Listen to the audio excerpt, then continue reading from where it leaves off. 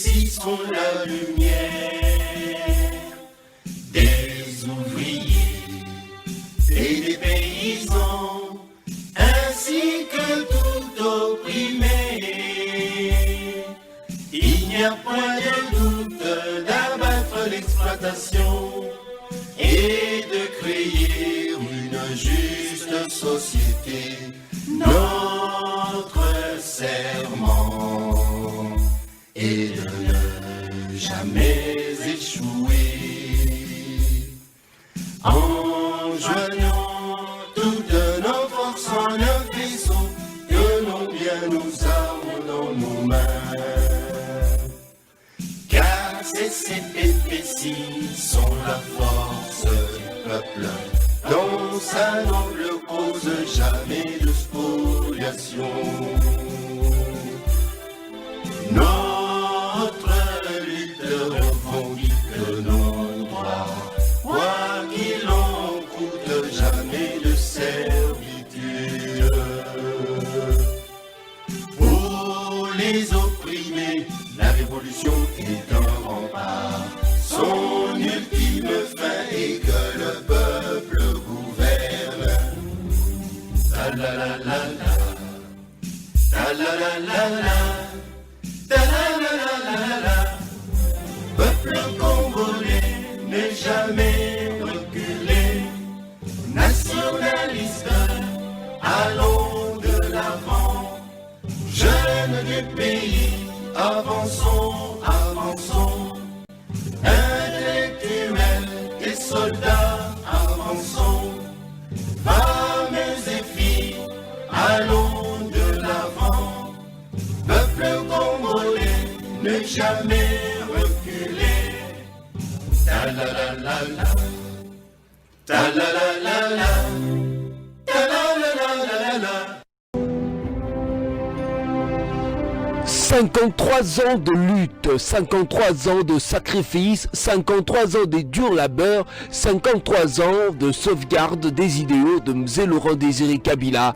Le parti de la Révolution populaire PRP a mûri. Ce jeudi 24 décembre 2020, le Parti de la Révolution populaire vous convie à la célébration de ses 53 ans d'existence. Restons dans sa politique extérieure qui se traduit par la maxime célèbre de Mzee Laurent Désiré Kabila, ne jamais trahir le Congo. Le PRP met l'accent sur le panafricanisme tout en cherchant à faire accéder tout le Congolais au mieux-être matériel, social et culturel. 53 ans, ça s'est fait. 53 ans, ça s'est fait. 53 ans, ça s'est fait. 53 ans, ça s'est fait. 53 ans, ça se fête. 53 ans, ça s'est fait. 53 ans, ça s'est fait. PRP, vive! Vive le PRP, vive les 53 ans de vie, vive la République démocratique du Congo. Bonjour, welcome sur Welcome TV. Nous sommes ici en direct à la télévision. Que Dieu vous bénisse. Merci Nabandeko Nyosto. Babenga qui pour l'encouragement que Nzambe ma pambola bino. Et nalinga ki naza na ligne na habité nandeko parce que za ma difficulté. Président fédéral na biso ya PRP ya Ville Kinshasa monsieur Anatole. Azana ma difficulté pour na compte na lien wana. Bon, est-ce na compte na lien? Bon, mon na live en direct na biso ngai awa donc azobunda na kisasa kuna. Merci na bandeko nyosu o babenga ki pona ba kota na PRP na kati na Angleterre o bazoki ba application forme na bino nzambe vraiment asunga bo filango rapide comme ça na tindango na kisasa. Alors en attendant nazo zelandeko nalingi to partager mo eloko moko très ya muke en attendant ndeko à connecter na biso na ligne ce qui régi bazuye donc bako l'extérieur mbala mo bonangi na kota mbala moko tozela esoka koka c'est bosso kokate prochainement les akaba caprice ya nini ya Congo ndenge ezali. Alors na ina loba omoni makambo zo leka na Congo et ça la moi passe muke par rapport ya babiloko yo le kaki na Assemblée nationale ba député na biso basali ba pétition na bango. Mais basala ki ba pétition ezaki pona ba intérêt na bango moko. L'insi peuple aloba ok bonabo. Député moko alobaki. Na ligne ko laksango te. Mais alobaki que soki basepeli basepelaki na mabunda azala wana te. Pourquoi? Parce que afuta bango na retard, afuta bango na retard, et puis nini basale na bango bafuta bango ndambu, et puis baza rediscuter mbongo ba ozo muke, tantôt muso abi bafuta bango $4,400, muso alobi bafuta bango $3,300. Donc en réalité bazaki contenté na basalaire na bango. Eza nango intérêt à peuple wana te.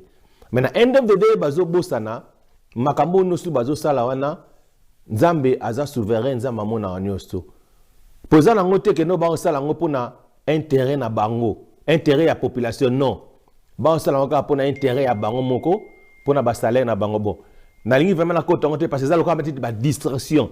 Yango to lobi ke biso na PRP ya li parti de la révolution populaire ya Laurent Musée Kabila. Biso to gérer le mongo te na gouvernement oyo. To zaka na député moko. Et puis député na biso kudu ba makambo kuta ki pango te bomona ba député mususu wana na ba makambo na bango wana kudu bazaki na bango te donc na limité biso to kota na ba distraction na bango te neto loba ke biso to zolinga siko tout o to kota na gouvernement parce que Moussa lobai ke ne jamais trahir siko tala siko na kati ya bato baza so boyoka lagi na mutu boyoka ina bato boyoka ni boza na kati ya plateforme bino nyoso boza na plateforme. Mais na kati ya plateforme wana batu bazo trahir. Mais c'est ridicule. Boza na plateforme mboko bino nyoso tout. Même sous bazo trahir. La trahison c'est le diable, c'est le diable qui trahit. Tant yo zo trahir boza na kati ya plateforme zo trahir déjà bandeko no mususu. Eza vraiment passi. Yango no moni ke Congo vraiment senga na biso tozala na renouvellement de l'intelligence batu vraiment ba yeba ko banga nzambe batu ba yeba siko tambola na bonzambe. Eza nde na lobi ke eza likambo na ngana préparer te mena ika na préparer na ika opesa siko mbela na bandeko o balingi ba porter quelque chose na kati na Congo bo s'adhérer na PRP.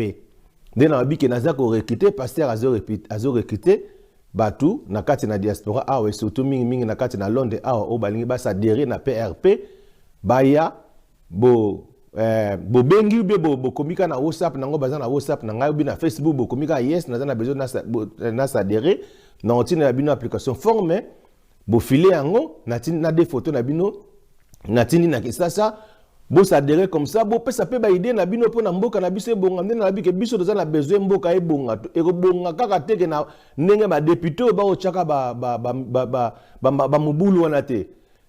Bon c'est la permet quand même parce que nga mona lobi ke nga na ozana nga député te naza candidat député te naza pe candidat ya na koza na oza pe ministre te naza kuna makambo ba candidat na te nga naza na besoin bino bandeko boza na besoin ke bo porter quelque chose occasion yangoyo ba bitumba ba bundaka ka te ke nozo bunda ba balabala bitumba za te ke nozo bunda kaka ndenge ya kofinga bitumba za ke bo bunda na parlement mais yana na bi ke bandeko boza ke ba application forme na bino boyeba kozong selanga ba application forme na rapide pour na tinda yango na kisasa ba enregistrer bino le 24 décembre awa bomoni publicité ya PRP ba ko fêter 53e anniversaire ya existence ya PRP.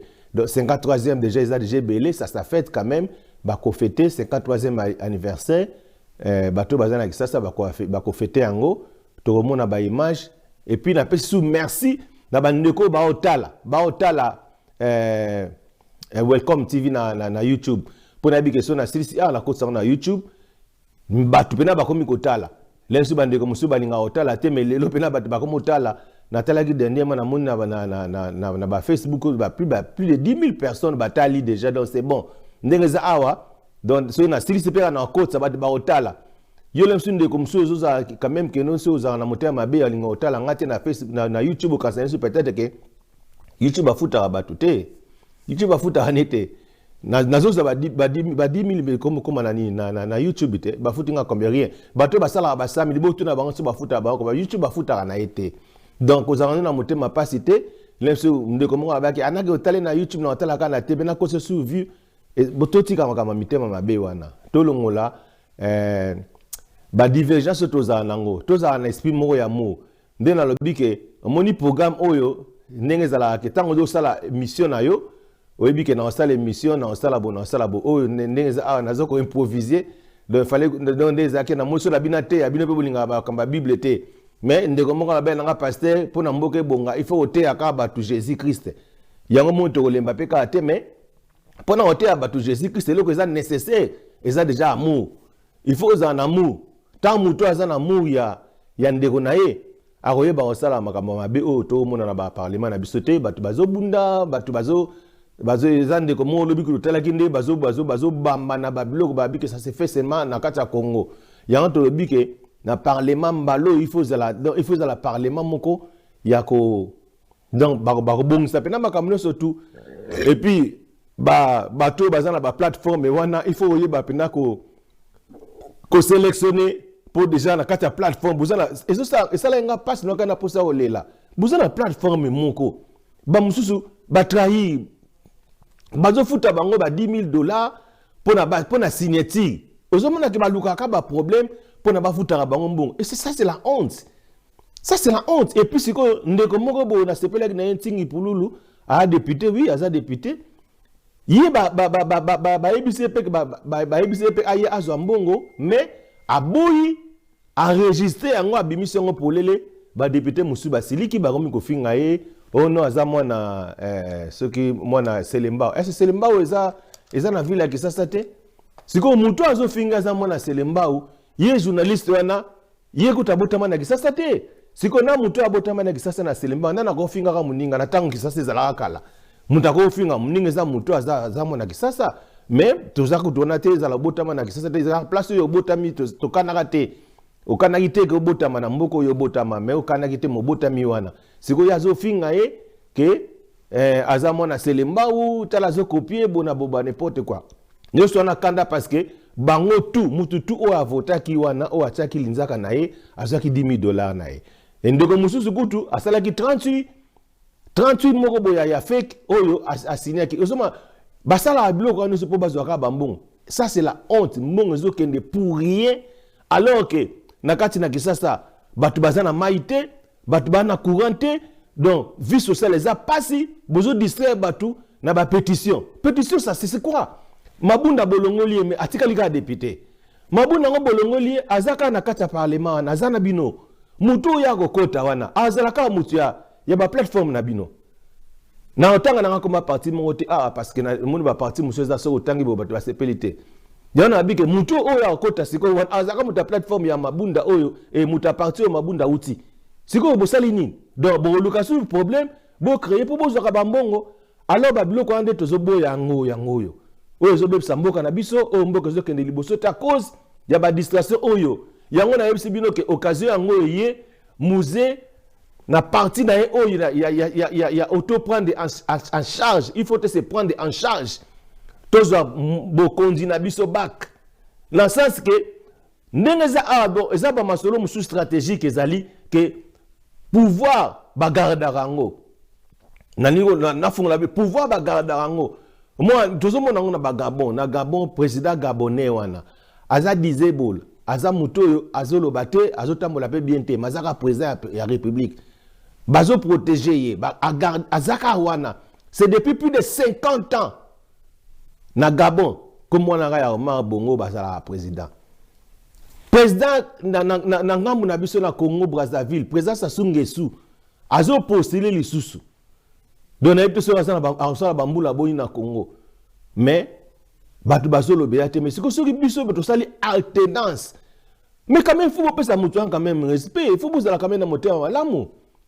Bible talisi biso Bible elobi bien la personne a dirigé mboka balobaka mabe na été la personne a dirigé mboka bafinga ka été ata ce ka longwe il faut protéger ba président na bino et ça nécessaire et ça très important na yeka ko fungola batu misuka lelo pouvoir ba protéger ka yango pouvoir na kolo ba ko za lango pe ya famille za mabete na Gabon ezali pour pouvoir ça se donne pas n'importe quel mutu ndena loba même ngande na lobawa eza donné na n'importe quel mutu te na kati na Angleterre awa oya loba makamonga na loba ça n'est pas donné à n'importe quel mutu okoya soki yo omoni que yo za capable yaka leka awa soki lobby oya lisusu pour makambo bakosala yo moko okima. Donc cela veut dire que ce n'est pas donné à n'importe quelle personne ya kosala makambo oyo batu mususu basaneti nga onga nazo loba eza donné na yo te. Donc yo ko sala yango te otikala pe jamais ko sala yango ba relation nga nazala yango otikala pe ozala ba relation wana te ezala ba relation mususu na kimaka yango moni ezala bato belé. J'ai beaucoup de relations na monango ezala ba relation fleur, ça ne porte pas du fruit. Na lingi makaba ba relation fleur lisu te prière nanga et comme nazala na ba relation oyo ezoko apporter du fruit. Je ne veux plus de relations fleurs. Et ça, ndeko moko bo ya sanga na ba numéro, azana ba numéro ba ya ba autorité à likolo, mazara ne ka muta passe. Asenga nga rupe ba mbongo. Mazara ba numéro, mkomso apesi nga numéro ya ministre moko bonatel yango. Donc mazala ngo mais aza muta souffraka. Akena dernièrement na Uganda pas zonga il faut lukele monga transport. Mais azara na ba numéro ba tuni histoire. Donc on a bengi ba relation fruit. Ba relation fruit, je n'aime pas. Na lingi makaba relation fluide, j'ai besoin de relations qui portent de ba relation flirté, nazala besoin de relation flirté, nazala besoin de relations qui portent du fruit. C'est ça même la Bible, nzamba besoin de to ba fruit. Ba fruit eux agréable. Voilà pourquoi on nazolo bake pona ko loba makambo mboka na Congo a on a kati na Angleterre, ce n'est pas donné à n'importe qui. Nazo senga na bandeko vraiment toza na bolingo to tchaka makelele occasion yango eye PRP eye na kati ya Londres boluka ba parti ndeko moko ba ki pasta fungolanga yango na fungoli bino parti PRP ezi nga na li président fédéral ya PRP na kati na Angleterre nazo recruter donc naza mandaté à ko recruter bat nazo recruter batu et ateke noso na recruter na repesa na tanga ba comme non ezala ngo problème te. Boza la télé sur peut-être bandeko musu bazo benga na moni bandeko musu ba benga ba biote tala kutu bata PPRD bazala awa ata mongote nini azwa poste na kisasa. Non détrompez-vous. PPRD za PPRD o eza PRP parti de la révolution populaire. O eza ko exister parce que ngamo président na télémeli yango eza teke na président na ermo soki trouble ye na kokima te nga nazala nga muta trouble parce que je sais que la vie c'est un combat. Vie eza vie abitumba. Nazala nga muta trouble soki trouble donc muta okat akokanga parti azate parti ko continuer ko exister. J'ai des documents ezo pesa ngai babi ke ezo pesa ngai pouvoir ezo pesa nga pouvoir ya osala makamtu na osala pour liboso na bana osala kuna zana document yaka maluba. J'ai des documents ezo pesa nga pouvoir pour recruter batu bazala ba membre ya PRP. Bien aimé, ser moko alobaki toyaki kotika batu na Congo te. Aza licencié a na kati na Angleterre, alingi ake no sala musala na Congo. Yaka na PRP na olukolo musala. Na olukolo parce que biso parti eza parti moko mubesu, eza parti ya sika naza na besoin ya batu. Oyo bazana mayele bakocha quelque chose na kati na Congo nazo répéter le bino. Donc, toza na besoin ya batu, o bazana diaspora, o batangi classe awa, ata pas o tangi no classe amalonga te, mais tango yo déjà na kati la poto mentalité na yo échanger. O comme na mo makanisi mususu, o ko kende na parlement te, o keno chaba mobulu nenge, to mo bato baza bakoza na ko benga ba ba so duza bakuluna, ba osala mobulu ko na ko panza bakiti. Oza na niveau anate. Voilà pourquoi ngana ko kozala député jamais je ne peux pas m'asseoir avec des gens au bundaka, avec des gens au bazo déclaré salaire.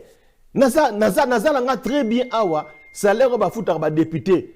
Na mona ngango bosiko na bundana ni. Donc voilà pourquoi naza nga mieux placé ya loba masolo naza nga président parti.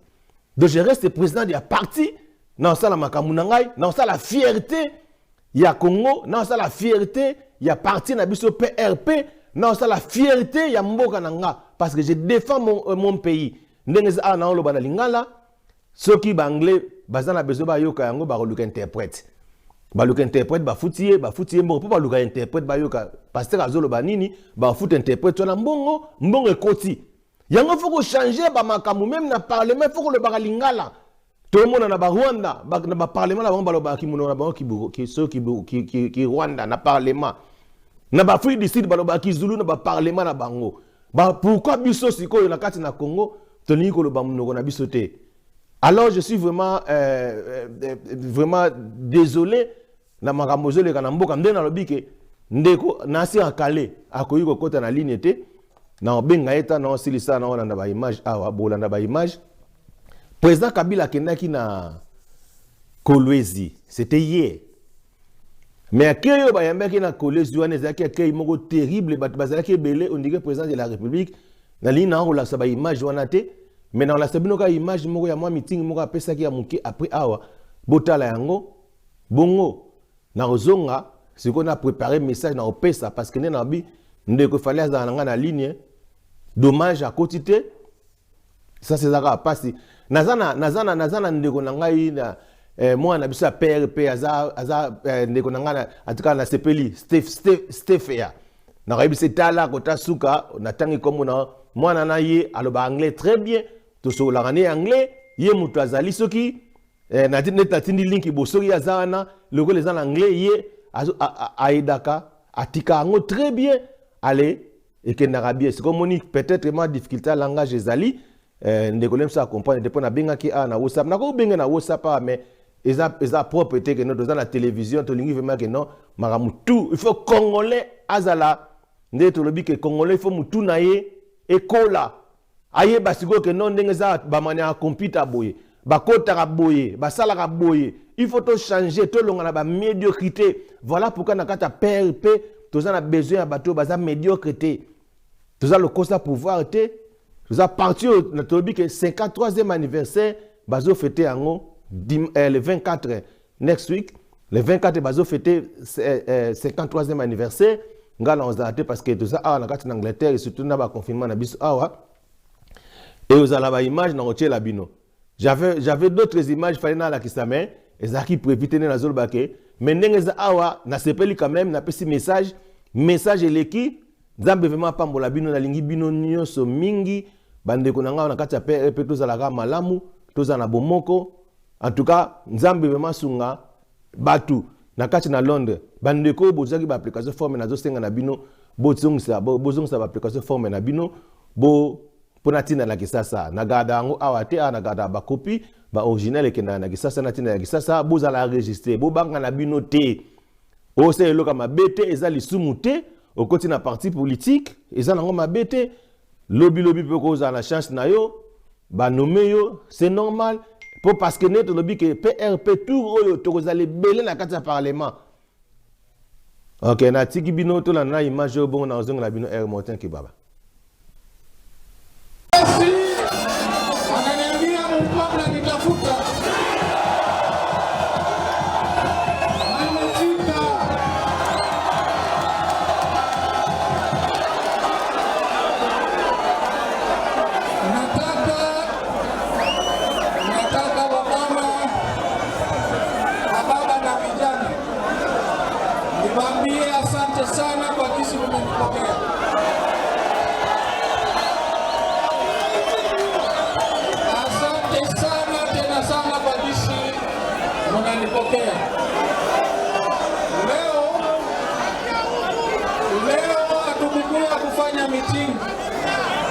Leo nimekuja tu kuambia jambo, kuambia ninawapenda sana.